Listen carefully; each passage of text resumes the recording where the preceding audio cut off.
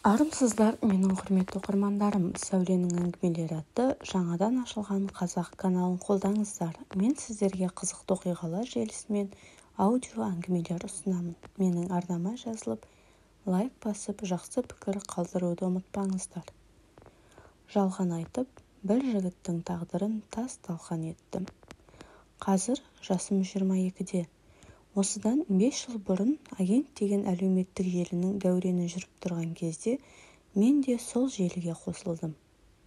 Бірақ таныс көрші ағайындардан басқа ешкім маған достық ұсыныс жібермейтін еді. Қасымдағы құрбыларым жігіттермен танысып мәз болғанда мен таныстарымның жағдайын сұраумен жүрдім. Себебі алып бара жатқан әдемілігім жоқ. Көзілдірік тағатын едім.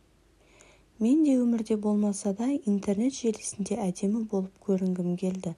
Сондықтан әдемі, сымбатты қыздың суреттерін жамылып, агенттің қызығына кіріп кеттім. Күніне 20-дан астам достық келетін, сабақ жайына қалды. Өзім бір керемет қыздай экранның артындағы адамды алдап, танысып, уақыт өткізіп жүрдім. Осылай жүргенде, сонда сөйлесіп жүрген бір жігітке бауыр басып, номерімді бердім. Түрімді көрмесе болды ғой деп, өмірімде әдемі естен кетпес күндер өте берді. Ол Шымкент қаласынан, мен Қызылордадан. Кездесу туралы әңгіме жақында болмайтынын біліп, мен де емін-еркін сөйлесе бердім. Тура бір менің жігітіме ұқсап, мен өзім жайлы тек атым, тегімді өзгертіп айттым. Мен ол жайлы, ол мен жайлы бәрін білетін едік. Тек сол жігітпен сөйлесіп жүрдім. Бір күні ол, мен Қызылордаға барам, кездесеміз деді. Мен ауылға кетем, үйде болмайым деп, түрлі сылтау айтып, оны тоқтаттым. Арамызды үзгім келмеді, себебі қатты бауыр басып қалған болатынмын. Содан ол екінші рет келем деді. Ол кезде мен тағы да өтірік айттым. Мен қатты науқаспын, жүрегім ауырады, мен шетелге барып емделуім керек дедім. Ол мақұл деп сенді. Ол өте жақсы адам еді, еш күмәнсіз еді. Маған қатты сенді. Мен ақымақтарша оны алдадым. Тағы бір үшінші айтуында ол маған хабарласып, Қызылордадамын, Астана көшесінде тұрмын, үйің қай жақта, әйтпесе тағы сылтау айтасың деді. Мен не айтарымды білмей әбден састым. Содан оған болмайтын жерден сылтау айтып, өтірік ұрыс іздеп ашуына тидім. Шындықты айтуға еш батылым бармады. Бұл уақытта екеуміздің сөйлесіп жүргенімізге 1,5 жылдан асқан еді. Осы керемет қыз болып жүрген күнімнен айырылып қалуға қорықтым.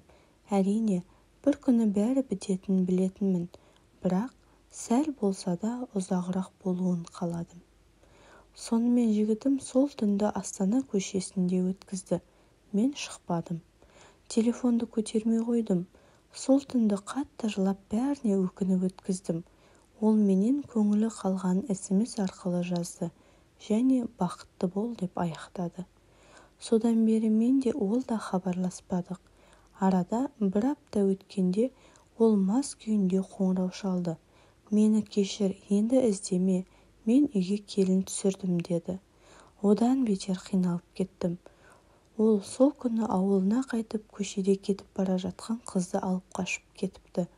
Сонымен ол біраз хабарласпай жүрді. Менің де күнім бұлыңғыр, таңым көңілсіз ататын болды. Бір адамды еркінен тыс қадамға итермелегенім үшін, кейін ол ай сайын болмаса да 2 айда бір хабарласатын.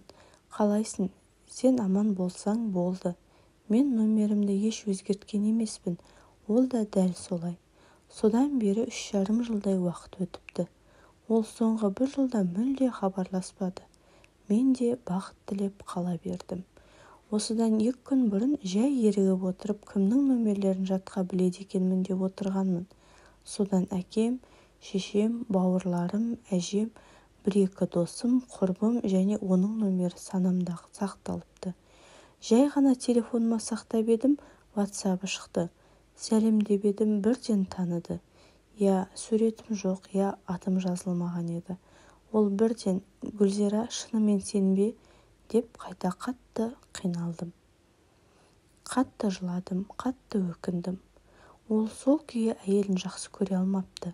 Күйеуі назар салмаған соң әйелі кетіп қалыпты. Өзі әскери салада жұмыс жасайды. Еш адамды көзіме ілмедім, әйелім бар, қызым бар, қызымның атын Гүлзира деп қойдым дейді. Мен жамылған жалған есім. Маған соңғы келгенде ол үйін ата-анасынан бөлек тұратын көлігін сатып, бар тапқан ақшасын жинап келген екен. Сенің еміңе септігім болсын деп әкелген едім. Сені қалай жақсы көретінімді айту үшін келген едім дейді. Сіздерге білінбес, бірақ ішім өртеніп, ұяттан жарылардай болдым. Өзімді өзім жек көрдім, өмірден безіп кеттім. 2 күн бойы ұйықтай алмадым. Ақыры айттым бар шынымды. Ол тек үнсіз тыңдады. Бар айтқаны еш өкінбеймін. Сенімен танысқаныма қуаныштымын. Сол кезде айтсаң да түсінетін едім. Неге бұлай болды дейді.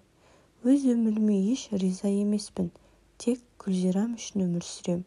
Сен өзіңді кінәлама. Менің де ақымақтығым, менің де кінәм деді. Өтірік қашан болса да ашылады екен.